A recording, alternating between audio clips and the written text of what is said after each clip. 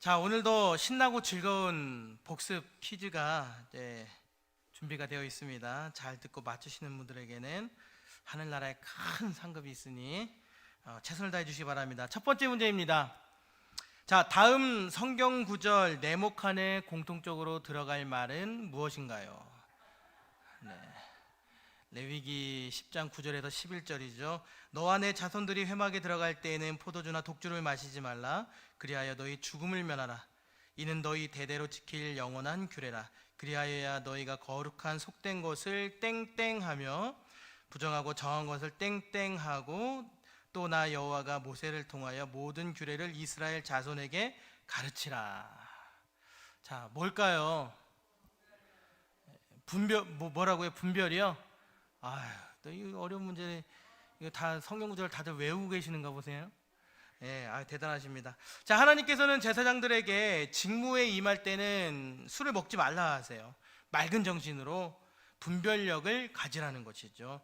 대표적으로는 성경에서 술을 꼽아서 이야기했지만 꼭 술뿐만이 아닙니다. 그 무엇이 됐든지 간에 오늘날 이 시대 가운데서 우리의 어떤 정신력, 판단력, 절제력을 어떤 흐트러뜨리는 그 어떤 것이라도 허용해서는 안 된다라는 것이죠.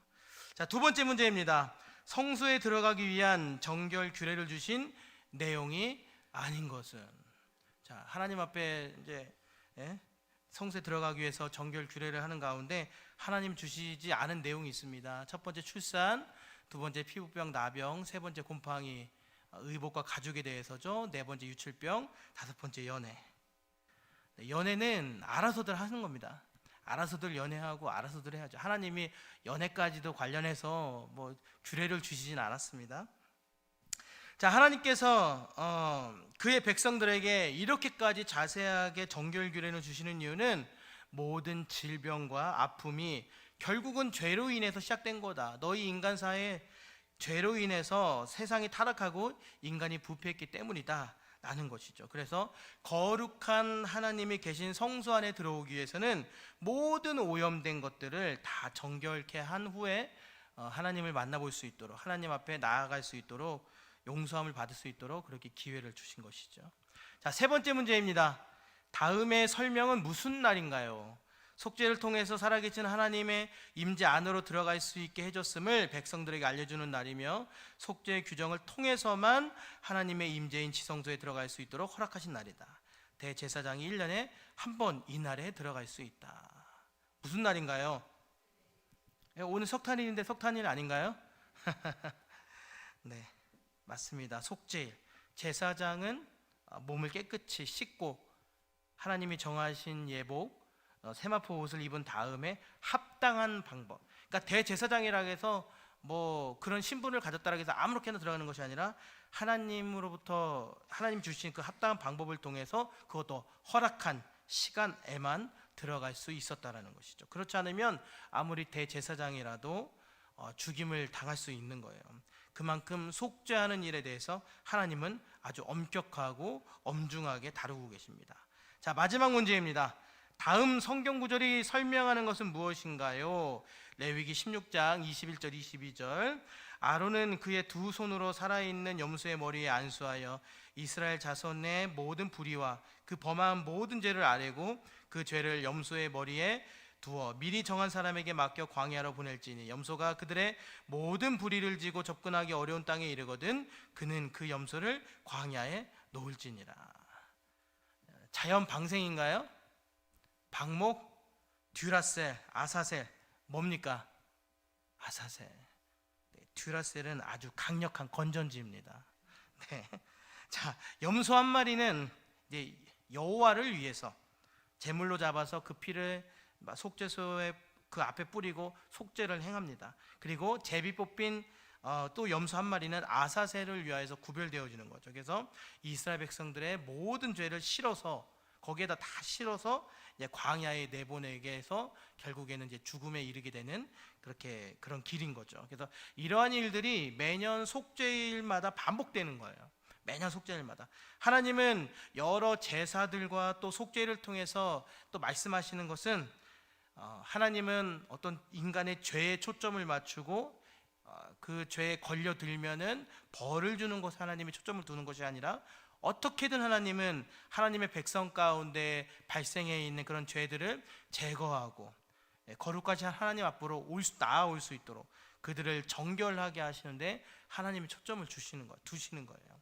하나님은 계속, 하나님의 관심은 인간이 계속 거룩한 하나님 앞에 나아올 수 있도록 계속 거기에 하나님이 초점을 두고 계시는 거죠. 하나님께 나아가는 길, 하나님의 임재 앞에 나아가는 길을 계속 열어두고 계십니다. 이것이 하나님의 은혜인 것이죠. 그리고 그 하나님의 은혜와 그 사랑의 절정이 뭐예요? 예수 그리스도의 십자가 사건인 겁니다. 자, 오늘도 이제 다들 시험에 또 100점을 맞으셨네요. 네. 레위기를 누구한테 배우셨는지 감사합니다. 자, 이제 오늘은 레위기 마지막 시간입니다. 교재 46쪽 제사장의 성별된 삶에 대해서 레위기 21장과 22장을 함께 살펴보겠습니다. 하나님께서는 모세에게 제사장을 위한 가르침을 주세요. 일반 사람보다 더 높은 순결의 기준을 요구하십니다. 왜요? 지도자니까. 일반 사람들보다 더 높은 순결의 기준, 더 엄격한 기준을 요구하시는 거죠. 왜냐하면 백성들이 지도자를 바라보니까. 그래서 지도자는 항상 모범을 보여야 되는 겁니다. 하나님은 제사장들에게 그들의 소명의 중요성으로 인해 죽은 자를 애도하거나 아니면 질이 떨어지는 결혼을 피하여서 결혼의 순결함을 유지할 수 있도록 또 요구하십니다. 그러니까 제사장이 이게 조건적으로 되게 엄격하고 어려운 조건인 거예요. 슬픈 일을 당했는데 그냥 너무 넉넉고 막연하게 죽은 자를 애도할 수만은 없습니다. 그렇다고 해서 제사장은 절대 눈물 흘리면 안 되는 거냐? 아니고요. 예외는 주셨어요. 예외는 가족들 아니면 제사장의 아내, 자식들, 형제들 이렇게 죽었을 때는 괜찮은데 그 외에는 슬프지만 그 슬픔을 참아야 된다라는 거죠. 지도자이기 때문에 너무 과한 슬픔, 삶이 무너지고 주저앉고 식음을 전폐하며 슬퍼하는 그런 어떤 삶의 지도자로서의 삶의 무너진 모습을 피할 수 있도록 하신 거죠. 슬픔의 시간에도 언약과 소망의 거룩함을 기억해야 되고 사람들에게 이제 하나님 안에서의 믿음의 소망을 보여줘야 하기 때문에 제사장이 굉장히 그런 일에 있어서 사실 되게 어려웠습니다. 어려운 위치에 있었던 거죠. 그리고 이제 질이 떨어지는 결혼을 피한다라는 것은 결혼의 이제 순결함을 유지한다라는 건데 이제 그 당시입니다. 이 당시에 제사장은 이제 과부라든가 아니면 이혼을 당한 여인이나 그리고 창녀와도 결혼을 금했습니다. 당시 제사장의 결혼 조건이 그랬어요. 자, 그 다음 B번입니다. 하나님은 제사장들에게 이제 그들의 부정함으로 인해서 일반 백성들이 성소에 오는 것을 막지 말아야 하기 때문에 항상 제사장은 순결을 유지해야 됐고 하나님께서 받으실 만한 흠이 없는 제물을 드려야 한다라고 이제 가르치고 계세요. 그러니까 일반 백성들이 이제 제사를 드리러 성막을 찾아옵니다. 그런데 이제 성막에 이제 입구에 써 있는 거죠. 금, 일, 휴, 업. 오늘은 쉽니다. 이렇게 있으면 이제 안 되잖아요. 제사장 이제 백성들이 자신의 죄를 이제 용서받기 위해서 또 하나님과 교제하기 위해서 하나님께 감사하기 위해서 성막에 찾아오는데 막상 제사장 스스로가 어떤 부정한 일을 저질렀다거나 아니면 하나님 앞에서 죄를 지었음으로 인해서 제사장직을 이제 일정 기간 정결함을 유지하기 때문에 일정 기간 못 하게 되면은 이제 백성들도 마찬가지로 자신들의 죄를 용서받을 길이 없는 거죠. 제사를 드릴 수 없으니까. 그래서 제사장들은 항상 본인 스스로도 순결을 유지해야 했던 거예요.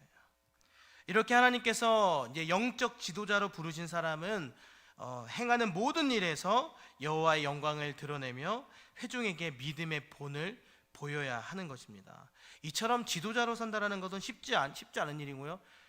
더 큰 헌신을 요구합니다. 더 큰 도덕성과 더 큰 윤리와 더 큰 헌신을 요구하는 거죠. 그래서 여러분 지도자를 위해서 기도를 참 많이 해주셔야 됩니다. 우리 교역자들뿐만 아니라 평신도 지도자분들도 많이 계시잖아요. 여기저기서 헌신하고 봉사하시는 분들, 뭐 선생님들, 순장님들, 각 회 또 임원들 모두 다 이 하나님 앞에서 헌신의 삶으로 많은 일들을 감당하고 계시기 때문에 그분들을 위해서 은혜를 많이 받고 또 그분들이 또 성령 충만한 가운데서 모든 맡은 일들을 잘 감당할 수 있도록 기도하시는 여러분들이 되시길 바랍니다. 이제 교재 47쪽입니다. 레위기 23장, 24장, 25장에 보면 절기와 또 이제 신년에 대해서 나오고 있어요. 제가 레위기 첫 시간에 한번 말씀을 드렸는데요. 레위기 하면은 오제사, 칠절기라고 했었죠. 자, 오제사 5가지 제사가 어떻게 됩니까? 야, 조용하네요. 5가지 제사가 어떻게 됩니까? 번제, 소제, 화목제, 속죄제, 속건제. 네, 맞습니다. 그리고 칠절기, 유월절, 이제 살펴보겠지만요. 유월절, 무교절, 초실절, 칠칠절, 나팔절, 또 속죄일, 초막절. 이렇게 이제 7절기가 됩니다. 자, 먼저 유월절과 무교절에 대해서 한번 보겠습니다. 하나님은 이스라엘에게 유월절과 무교절을 지킴으로써 애굽의 종살이로부터 해방된 것을 기념하도록 이제 거룩한 절기를 지키라 말씀하십니다. 자, 이제 여기서부터는 이제 유대 달력, 오늘 우리가 보는 달력은 태양력이라고 하거든요. 근데 유대 달력에 의한 달의 표시나 또 날짜 계산이 되기 때문에 좀 낯설고 어려운 표현들이 좀 나올 겁니다. 유대 달력에 대해서는 이제 한 장 넘기셔서 49쪽 보세요. 한 장 넘기셔서 49쪽을 보시면 좀 내용을 이해하는데 좀 도움이 되실 겁니다. 자, 이제 다시 교재 47쪽으로 돌아오셔서요. 동그라미 1번을 보시면 유월절은 정월, 니산월이라고 합니다. 니산월이라고 그러는데요. 14일, 그러니까 니산월 14일 저녁에 지키는 애굽에서의 구속을 기념하는 절기입니다. 그러니까 애굽에서의 400년의 그 속박으로부터 풀려나는 것, 탈출하는 것, 그것을 기념하는 절기가 유월절인 것이죠. 자, 그다음 보세요. 유월절은 이제 14일에 시작되는데 이제 그다음 이제 15일부터 21일까지가 무교절입니다. 무교절. 그러니까 그래서 시기적으로 유월절과 무교절은 세트입니다. 항상 같이 가요. 하루 차이니까. 유월절이 시작되고 이제 그 첫날이 지나면 그 다음 날은 무교절인 것이죠. 자, 이때는 무교절에는 밀가루 반죽을 했을 때 이제 발효를 시키는 효모, 그러니까 누룩을 넣지 않고 빵을 만들어서 먹으라 말씀하십니다. 왜 하나님이 누룩 넣지 않은 무교병을 먹으라고 하셨을까요? 뭐 부드럽지도 않고 딱딱하고 맛도 없는, 하나님께서 이제 이스라엘의 새 양식, 그러니까 그러니까 내 백성으로, 하나님의 백성으로 부름받은 거잖아요. 그래서 이제는 애굽에서 풀려나서 너희는 더 이상 애굽 백성이 아니다. 너희는 내 사랑하는 내 자녀이고 내 백성이다. 그래서 하나님이 공급하여 주시고 하나님이 먹이실 앞으로의 새 양식과 그동안 과거 애굽에서 먹던 그 옛 양식, 이것은 이제 단절을 의미하는 겁니다. 끊어내는 것. 그래서 이스라엘이 이제 애굽을 떠나면서 더 이상 너희들의 애굽 생활은 끝이다. 이제는 내가 공급해주는 양식을 먹어야 된다. 생명의 양식을 먹어야 된다. 그런 의미에서 누룩을 섞은 양식을 이제 먹지 않을 것을 7일 동안, 일주일 동안 지키시도록 하신 것이 바로 무교절입니다. 그러면서 무교절 기간에 처음 추수한 곡식 한 단을 하나님께 드리는데 그것이 또 초실절이에요. 초실절은 하나님께서 베푸신 풍성함에 대해서 이제 감사를 드리는 것과 관련이 있는 감사절기입니다. 자, 그 다음 이스라엘은 무교절의 첫날 이후 50일을 센 다음에 곡식의 추수가 끝났음을 알리는 절기, 칠칠절. 추수가 다 끝난 거예요. 77은 49.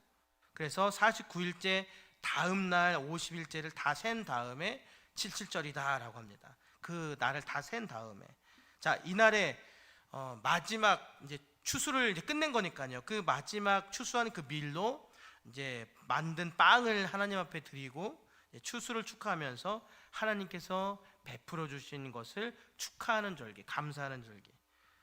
이 77절이 신약에서는 이제 오순절이라 합니다. 오순절. 우리가 사도행전에서 너무나 잘 알고 있는 오순절 성령 강림 사건 그날이에요. 자, 그 다음에 하나님은 모세에게 7번째 달, 그러니까 유대력으로 7번째 달이에요. 오늘 우리가 생각하는 그 7월이 아닙니다. 날 더운 7월이 아니에요. 7번째 달 1일에 나팔을 불어 성회의 날, 즉 나팔절을 이제 선포하러 가세요. 그런데 이때가 이제 히브리 민간력으로는 신년 새해입니다. 오늘 우리가 세고 있는 달력 태양력으로는 이제 9월에서 10월 정도의 시기이고 유대력으로는 이제 7번째 달 7월이에요. 이게 참 복잡하죠. 자, 날은 하나예요. 날은 하나인데 왜 이렇게 뭐 세는 달력이 3개인지 복잡한데 히브리인들은 이제 그들의 주 산업이 농경입니다. 농경, 목축, 그리고 일반 역사를 중심으로 이제 민간력을 사용했어요. 그러니까 그들의 그 나라에서 그 계절에 맞게 자기들에 맞게끔 이제 달력을 세고 있는 거죠. 민간력. 그게 바로 히브리인들이 원래 세던 민간력이에요. 그렇게 민간력을 쭉 사용하고 있었는데 이제 기억하실지 모르겠습니다. 출애굽 당시 하나님께서 모세에게 출애굽을 기념하게 하기 위해서 야 모세야, 너희가 출애굽한 그 기가 막힌 그 역사적인 날을 한 해 첫 해로 신년으로 삼아라 라고 하나님 명령하십니다. 그래서 히브리인들이 자기들이 전통적으로 쭉 지켜오던 달력이 있었는데 하나님께서 이제 느닷없이 6월절, 너희들이 탈출하게 되는 그 6월절을 기점으로 해서 그때를 1월로 삼아라 라고 하나님 말씀하시는 거예요. 그게 바로 유대력, 유대 종교력입니다. 자, 우리 앞에 화면 보면서 같이 출애굽기 12장 1절과 2절 같이 읽어봅니다. 여호와께서 애굽 땅에서 모세와 아론에게 일러 말씀하시되 이 달을 너희에게 달의 시작 곧 해의 첫 달이 되게 하고. 그래서 갑자기 어느 날 한순간 히브리 민간력에서 갑자기 또 달력이 하나가 더 생긴 거예요. 유대 종교력이. 이 유대 종교력은 이스라엘이 공개적으로 하나님의 백성으로서의 부름을 받고 이를 기억하기 위해서 지켜지는 일종의 이제 영적인 달력입니다. 영적인 달력. 사실 뭐 이렇게 계절, 뭐 시기적으로는 맞지 않지만 이제 영적으로 보는 거죠. 영적으로 새롭게 태어난 날.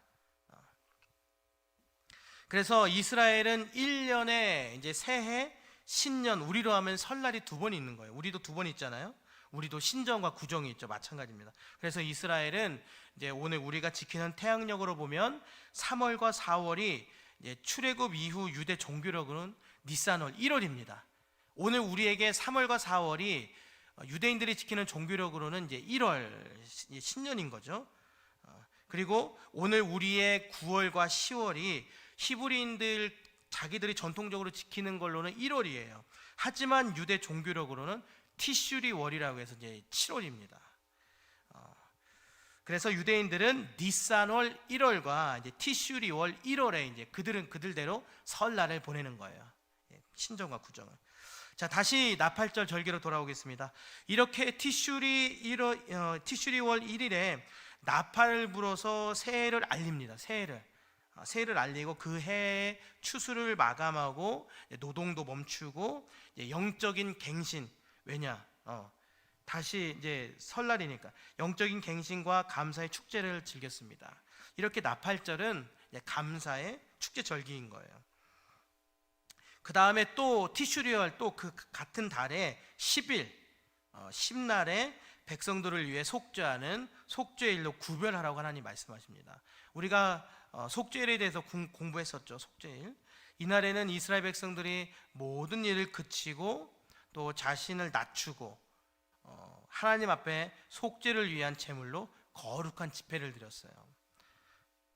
이제 그 다음에 하나님께서는 모세에게 또 똑같이 티슈리월 15일에, 그러니까 속죄일은 티슈리월 10날이잖아요. 그런데 5일 후에 티슈리월 15일에 보름 되는 때 한 해의 곡식과 과일을 마무리하여서 감사를 드리고 광야에서의 초막 생활을 기념하는 초막절을 또 7일 동안 지키라고 명령하세요. 이날에는요, 이제 나무에서 걷어낸 것들을 기쁨으로 거둬드립니다. 그리고 하나님께 감사하는 마음으로 드리고 일주일 동안 이제 광야 40년을 기억하는 거죠. 추억하고 돌아보면서 하나님께 감사하게 되는 날이 바로 초막절입니다. 자, 그 다음 교재 48쪽으로 넘어가시면 또 도표가 나와요. 도표에 보시면 이제 어떤 목적으로 절기를 지켰고 그 절기가 이제 신약에서 어떤 의미를 가지고 있는가 참고하시면 됩니다. 간단하게만 한번 살펴볼게요. 자, 6월절은 애굽에서의 장자 구속, 그러니까 이날 모든 장자가 죽게 되죠, 6월절에. 그러나 반대로 애굽의 장자들은 다 죽었지만 그러나 이스라엘 백성들은 반대로 하나님의 구속의 은혜를 잊게 됩니다. 이 6월절은 신약에 와서 6월절 어린 양이 되신 예수 그리스도로 말미암아 성만찬의 기초가 되는 거예요. 성만찬의 기초. 자, 그 다음 무교절은 이스라엘은 이제 애굽의 다른 나라들과 구별이 됐다. 너희는 더 이상 애굽 백성이 아니라 내 백성이다. 그래서 음식에서부터 모든 것에 이르기까지 이전 것은 지나가고 새로운 피조물이 되는 거예요. 그래서 주 안에서 새롭게 관계를 맺고 교제하는 것이죠. 자, 그리고 초실절은 땅에서의 첫 수확을 기념하는 절기, 또 신약에서는 부활의 첫 열매 대신 예수 그리스도를 이제 의미하는 거죠. 첫 수확, 첫 열매. 그 다음 오순절은 이제 마지막 밀을 수확하여서 그 마지막 밀로 빵을 만들어 드리며 하나님의 공급하심, 하나님이 먹이시고 입히심에 감사하는 오순절. 신약 성경 사도행전 2장에 보면 이제 이 오순절 날에 성령께서 아주 강력히 임하시죠. 자, 그 다음 나팔절. 원래 히브리 민족이 세던 민간력으로는 새라고 말씀드렸어요. 나팔 소리는 이제 주님의 재림을 알리는 상징입니다. 우리 앞에 화면 보시면서 데살로니가전서 4장 16절 말씀 함께 읽겠습니다. 시작.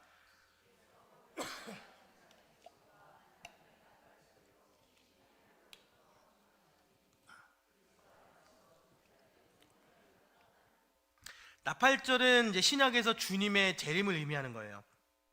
그 다음 속죄일. 속죄일은 이제 회개를 위한 속죄가 목적이고 궁극적으로는 이제 신약에서 그리스도의 예수 그리스도의 구속 사역을 의미하는 것이죠. 그리고 초막절은 한 해의 곡식과 과일을 아주 기쁨으로 거두어드리고 광야에서의 초막 생활을 이제 기념하는 절기인데 신약에서는 그리스도께서 영원한 다스림을 의미합니다. 영원한 다스림. 먹이고 입히고 그 광야에서도 그 수십 년 동안 40년 동안 하나님께서 지켜주시고 신발이 닳아 헤어지지 아니하고 병들어 죽지 아니하고 하나님께서 먹이시고 입히심, 영원한 다스림을 이제 의미합니다. 자, 우리 밑에 핵심 부분을 우리 천천히 같이 읽어보도록 하겠습니다. 하나님께서는 그분의 백성이 구원에 따라야 할 순결한 삶의 기념을 통해 영적 유산을 지킬 것과 하나님께서 필요한 것을 공급하시고 베푸시는 모든 것에 대해 감사하며 늘 영적 갱신에 힘쓰며 그들을 약속의 성취로 인도하시기 위해 베푸신 것을 기억해야 한다. 자, 바로 이 내용이 7절기, 7절기에 대한 핵심이에요. 우리가 니산월, 월의 이름, 날짜 이름, 날짜 숫자를 일일이 다 기억할 필요는 없겠지만 하나님께서는 어쨌거나 그 백성들을 사랑하셔서 부르셔서 그들에게 공급하시고 입히시고 먹이시고 또 마지막에 약속의 그 성취까지 인도하시기 위해서 하나님이 끊임없이 공급하시는 그런 일들을 우리가 이제 이 절기를 통해서 미리 알 수 있다라는 것이죠. 자, 그 다음 내용을 보겠습니다. 하나님은 레위기 24장에서 모세에게 일반적인 성막 사역에 대한 규례와 또 신성 모독에 대한 규례를 가르치세요. 사실 이스라엘 사회에서 이름이라는 것은요, 그 사람의 전 인격을 나타냅니다. 우리가 성경을 구약에서부터 쭉 보아 알지만 구약의 각 인물의 그 사람들의 이름도 이름에 다 뜻이 있잖아요.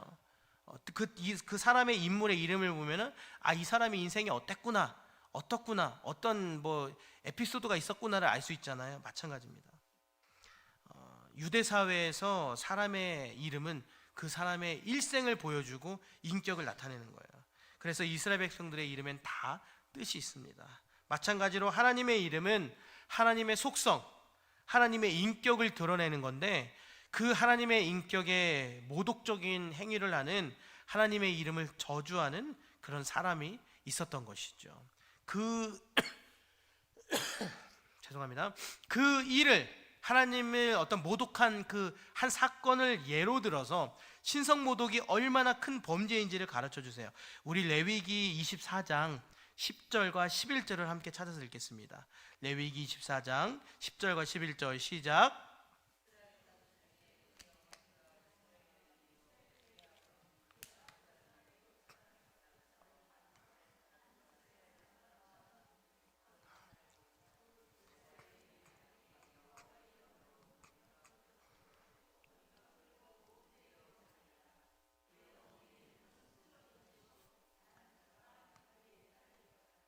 자, 두 사람이 쌈박질을 합니다. 쌈박질을 하다가 홧김에 느닷없이 여호와의 이름을 막 모독하고 저주하는 거예요.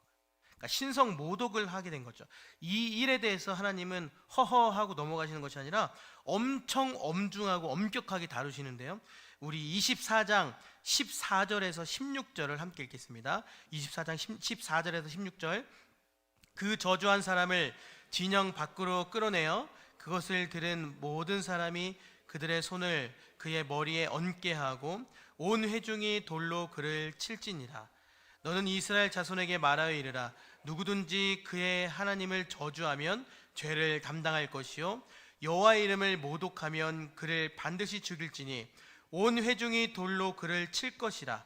거류민이든지 본토인이든지 여호와의 이름을 모독하면 그를 죽일지니라.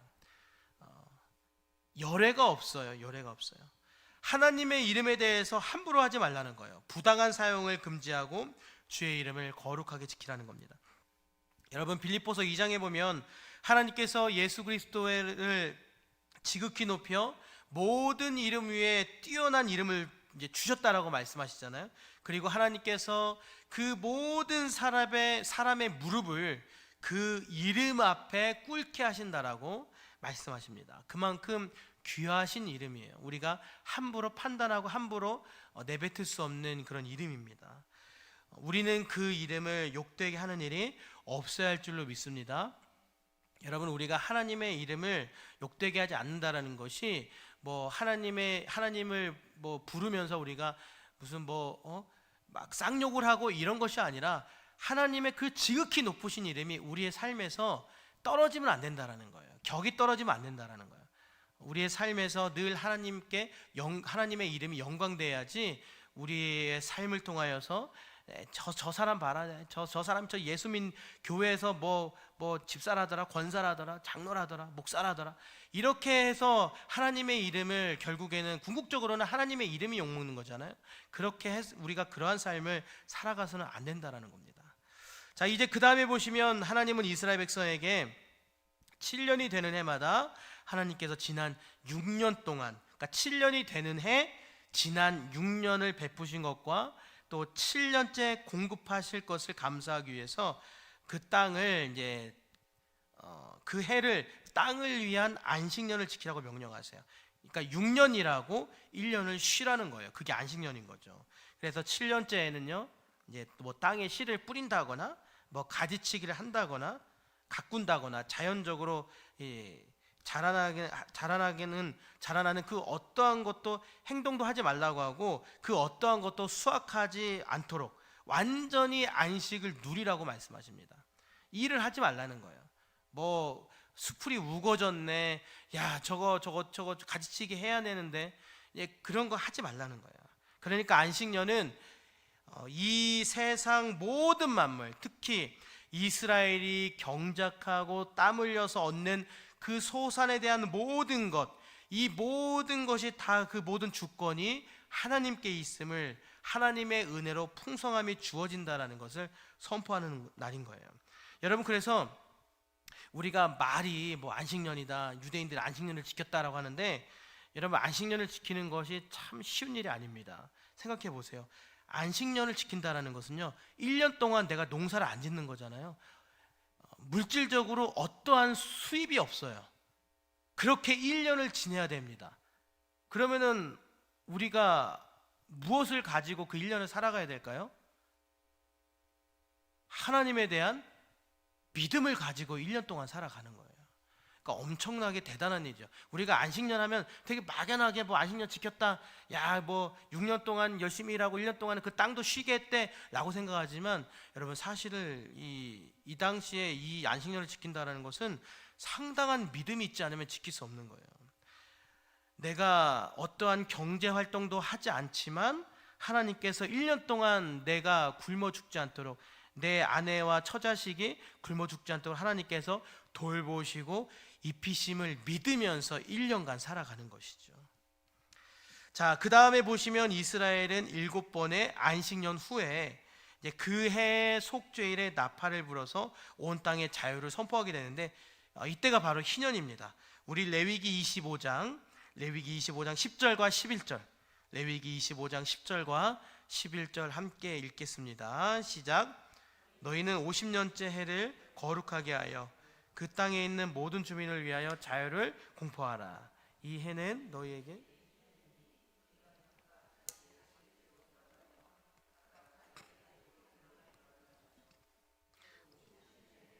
너희의 희년이니 너희는 파종하지 말며 스스로 난 것을 거두지 말며 가꾸지 아니한 것을 포도를 거두지 말라. 아멘. 그래서 하나님께서는 이스라엘에게 이 50번째 해를 하나님께서 모든 땅과 생명을 다스린다라는 사실을 이제 인정하는 방법으로서의 하나로, 모든 사회적 압제로부터의 해방, 모든 가정적인 빈곤으로서의 회복, 그리고 모든 땅에 대한 이 안식의 시기를 의미하는 희년을 지키라고 또 지시하세요. 그래서 희년은요, 자유와 해방을 뜻하는 날입니다. 자유와 해방. 종살이로부터도 풀려나고 토지도 돌아가고 이렇게 자유와 해방을 뜻하는 거예요. 자, 이제 교재 49쪽입니다. 우리 함께 안식년과 희년의 이제 핵심을 같이 읽어보도록 하겠습니다. 시작. 하나님의 백성은 그들이 공유하고 있는 땅과 모든 소유가 하나님의 것임을 인정하고 가난한 자와 객이나 이방인에게 너그럽고 인자하게 대해야 한다. 우리 그 밑에 교훈도 함께 읽겠습니다. 그리스도인은 자신이 가진 모든 것이 그분의 영광을 위해 사용되어야 함과 자신에게 맡겨진 것을 잘 관리하여 더 많은 열매를 맺고 다른 사람과 나눌 책임이 있기 때문에 모든 것을 자신의 것으로 여기고 이기적인 욕심을 내는 일을 멈추어야 한다. 아멘이시죠? 여러분, 그렇게 사셔야 합니다. 물론 오늘 우리가 안식년과 희년을 지키며 살아가고 있지는 않습니다. 그러나 중요한 것은 안식년과 희년의 이 정신은 그것은 기억하고 우리가 살려야 된다는 거예요. 하나님이 그것을 왜 주셨는가? 결국에는 왜 주셨는가? 우리가 그 교훈은 우리가 반드시 가져가야만 합니다. 여러분, 우리 그리스도인들이 이제 다른 사람들로부터 이기적인 사람으로, 야 저 사람은 욕심쟁이야, 야 저 사람은 어디 가기만 하면 맨날 싸워, 아주 쌈딱이야 쌈딱, 야 저 사람은 바늘로 찔러도 피 한 방울 안 날 아주 냉혈한이야, 인정머리 없는 사람이야, 이런 사람으로 여러분 소문이 나지 않기를 바랍니다. 오히려 인정 많은 사람으로, 인자한 사람으로, 인심이 후한 사람으로, 마음이 따뜻한 사람으로 소문이 나야 되는 거예요. 여러분, 우리가 그렇게 살아갈 수 있기를 바랍니다. 그렇게 못 살아가시겠어요? 생각보다 목소리가 작았어요. 이제 밑에는 아까 말씀드린 대로 이제 유대의 달력이 나오고요. 레위기를 앞으로 읽으실 때 이제 참고하시면은 도움이 되실 겁니다. 무슨 달 하면은 이게 도대체 뭔 달이야 하면은 책을 살펴보면서 이때구나 이렇게 보시면 도움이 됩니다. 자, 이제 교재 넘기셔서 50쪽입니다. 대망의 마지막 26장 27장. 하나님은 언약에 순종하여 따라오게 되는 보상, 즉 하나님이 주시는 복과 반대로 언약을 불순종하였을 때 따라오게 되는 벌, 즉 하나님의 징계에 대해서 가르치세요. 신명기 성경도 마찬가지입니다. 순종하면 복이 따라오고 불순종하면 징계가 따라온다. 이런 내용이 참 많죠. 우리 레위기 26장 3절과 4절 함께 읽겠습니다. 26장 3절과 4절. 너희가 내 규례와 계명을 준행하면 내가 너희에게 철따라 비를 주리니 땅은 그 산물을 내고 밭의 나무는 열매를 맺으리라. 여러분, 우리의 삶에 이러한 은혜가 가득하기를 소망합니다. 자, 그리고 우리 26장 14절과 15절 16절까지 14, 15, 16절 함께 읽겠습니다. 그러나 너희가 내게 청종하지 아니하여 이 모든 명령을 준행하지 아니하며 내 규례를 멸시하며 마음에 내 법도를 싫어하여 내 모든 계명을 준행하지 아니하며 내 언약을 배반할진대 내가 이같이 너희에게 행하리니 곧 내가 너희에게 놀라운 재앙을 내려 폐병과 열병으로 눈이 어둡고 생명이 쇠약하게 할 것이요 너희가 파종한 것은 헛되리니 너희의 대적이 그것을 먹을 것이며. 여러분, 우리에게 이러한 불상사가 없기를 소망합니다. 그래서 26장의 핵심은 이거예요. 하나님께서 자기 백성의 언약의 요구를 신실히 지켜 순종하면 영적인 복과 물질의 복을 주실 것을 하나님께서 약속하시고, 불순종하면, 반대로 불순종하면 심판을 내린다라는 것을 경고하고 계세요. 자, 그 다음 레위기 마지막 27장입니다. 27장에는 서원에 대한 말씀이 나오고 있어요. 하나님께서는 모세에게 이스라엘이 이 서원의 남용, 서원을 함부로 하는 그런 남용을 억제하고 지혜롭지 못하게 한 서원을 한 사람에게조차도 그들이 행한 서원에 대해서 책임을 물게 하라고 명령하세요. 여러분, 서원은 절대로 가벼이 경솔하게 해서는 안 되고요, 혹여나 그렇게 한 서원이라 할지라도 반드시 갚아야 한다라고 말씀하고 계세요.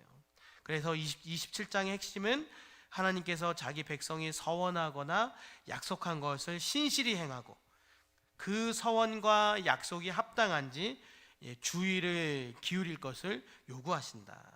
우리 그 밑에 교훈을 함께 읽겠습니다. 시작.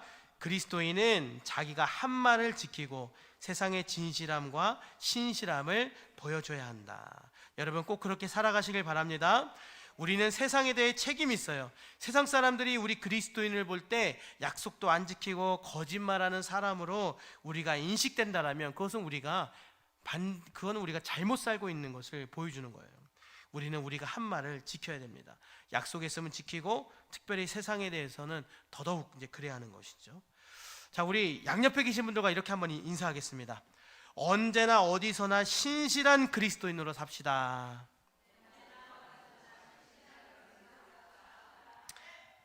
우리가 꼭 그렇게 신실한 그리스도인으로 살아갈 수 있기를 바랍니다.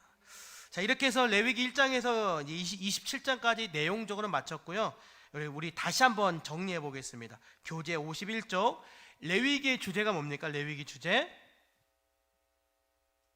거룩입니다. 거룩. 구별된 삶, 거룩. 레위기의 주제는 거룩입니다. 거룩하지 못한 인간이 거룩하신 하나님께 나아가는 길, 거룩한 하나님과 동행하는 길, 그러한 내용을 이제 레위기에서 말씀해 주고 있어요. 그래서 구별된 삶에 대해서 구체적인 이야기들이 참 많습니다. 레위기에서 이 거룩이라는 단어가 직접적으로 94번이나 나왔어요. 94번이나 나오고요. 정결이라는 단어는 무려 71번이나 나오고요. 그리고 부정이라는 단어가 128번이나 나옵니다. 그러니까 엄청나죠. 다 연결되어 있잖아요. 그러니까 하나님께서 얼마나 부정한 걸 싫어하시는지 우리가 알 수 있죠. 그래서 정결케 하라 말씀하시고, 그래서 거룩한 삶, 구별된 삶에 대해서 많은 이야기들을 하십니다. 자, 그 다음 목적 보겠습니다. 레위기의 목적은 이스라엘 백성에게 하나님과의 교제 안에서 거룩한 백성으로 어떻게 살아가야 할지를 가르쳐 주시기 위해서, 그런 목적으로 기록되었어요. 하나님은 거룩한데 인간은 거룩하지 않아요. 교제가 불가능합니다. 교제가 끊어져 있죠. 그래서 하나님께서 거룩한 삶을 통하여서 또 정결할 수 있는 방법들을 계속 제시하여 주셔서 우리로 하여금 순간순간 정결하게 해서 하나님 앞에 나올 수 있도록, 교제가 끊어지지 않도록 계속 말씀해 주고 있는 거죠. 그런 목적으로 기록이 되었어요. 그 다음 핵심 구절 우리 같이 한번 읽겠습니다. 핵심 구절 시작. 너희는 스스로 깨끗하게 하여 거룩할지어다. 나는 너희 하나님 여호와이니라.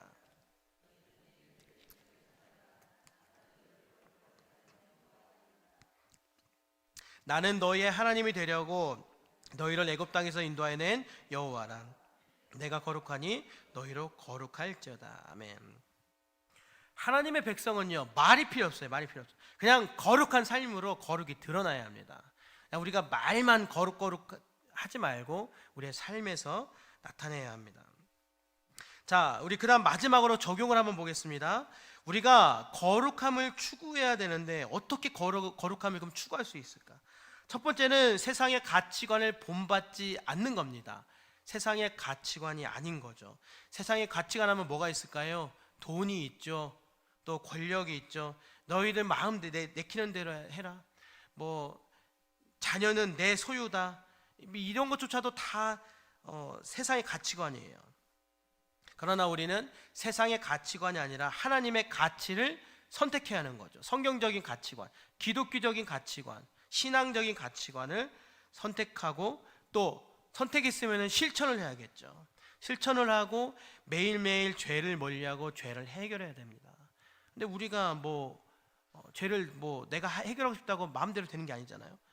험담, 비방, 음란한 거, 욕심, 시기, 질투, 거짓말, 분노, 원망 전부 다 죄입니다.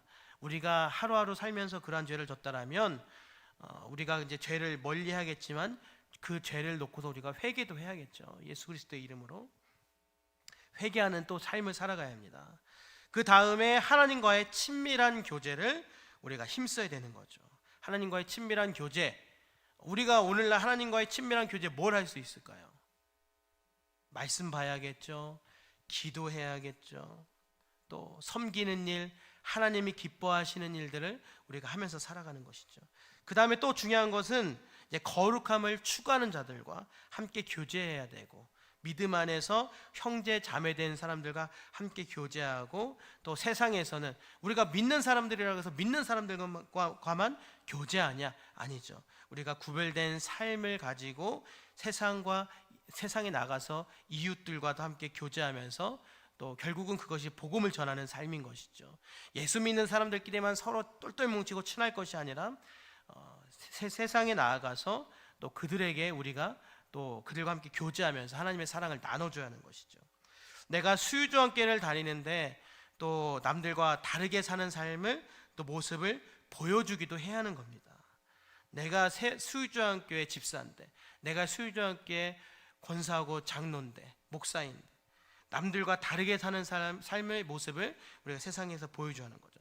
세상과 죄와 타협하지 않는 모습을 보여주면서 구별된 삶을 세상에 보여주는 것입니다.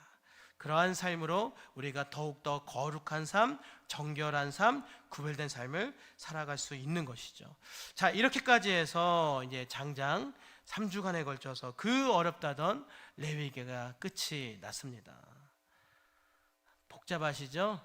힘드시죠? 뭔 소린가 싶죠? 하지만 우리가 이 레위기를 생각할 때 복잡해, 뭔 소린가 모르겠어, 이러기보다는요, 레위기에 나타난 참 복잡하고 이 까다로운 수많은 이 규례들과 의식법들이 이제 물론 오늘 우리에게는 예수 그리스도 안에서 다 종결됐습니다. 우리가 그렇게 살아갈 필요가 없어요. 하지만 하나님께서 그 당시에 그 수많은 이방 민족들과 또 그들의 문화, 또 성적인 타락함, 부도덕함, 인신제사, 또 양심의 실종, 이런 사이에서 살아가고 있는 하나님의 그 당신의 백성들, 이스라엘 백성들을 선택하셔서 그들을 구별하고 계심을 깨달아야 된다는 거예요. 그러니까 오죽하면 하나님께서 일일이 이렇게 너희들 이렇게 해야 된다, 하나에서 열까지 너희들 그러면 안 된다, 이런 걸 추구해야 된다, 이런 거 하면 큰일 난다, 가르치시겠냐는 거예요. 우리는 레위기에서 하나님의 마음을 볼 수 있습니다. 하나님의 마음. 그래서 정결하게 하고 구별되게 해서 그 험난한 세상에서 하나님의 백성으로서 거룩하게 구별된 자로 하나님께서 삼으시는 그런 방법들을 제시하시는 그런 하나님의 마음을 우리가 이제 깨닫게 되는 것이죠. 레위기 오늘 끝났다고 다 끝이 아니라 찬찬히 또 복습하시면서 이 레위기 말씀 가운데서 은혜를 나누시는 우리 모든 성도님들이 되실 수 있기를 바랍니다. 자, 이 시간 오늘 주신 말씀 기억하시면서 함께 기도하기를 원합니다. 주님, 우리의 삶 가운데서 구별되게 하여 주시옵소서. 거룩한 삶을 추구하게 하여 주옵소서. 그리하여서 세상이 감당할 수 없는 믿음의 사람, 하나님의 자녀로서 부끄럽지 않은 능력을 가진 그런 귀한 믿음의 우리 성도들의 삶이 되게 하여 주옵소서. 또 우리의 수많은 삶의 순간순간 속에서 믿음의 선택을 하고 또 믿음의 실천들을 통하여서 예수 그리스도의 십자가의 사랑이, 하나님의 그 십자가의 사랑이 우리의 삶 가운데서 더욱더 흘러 넘쳐나게 하여 주시옵소서. 우리 시간 간절한 마음으로 합심하여 기도합니다.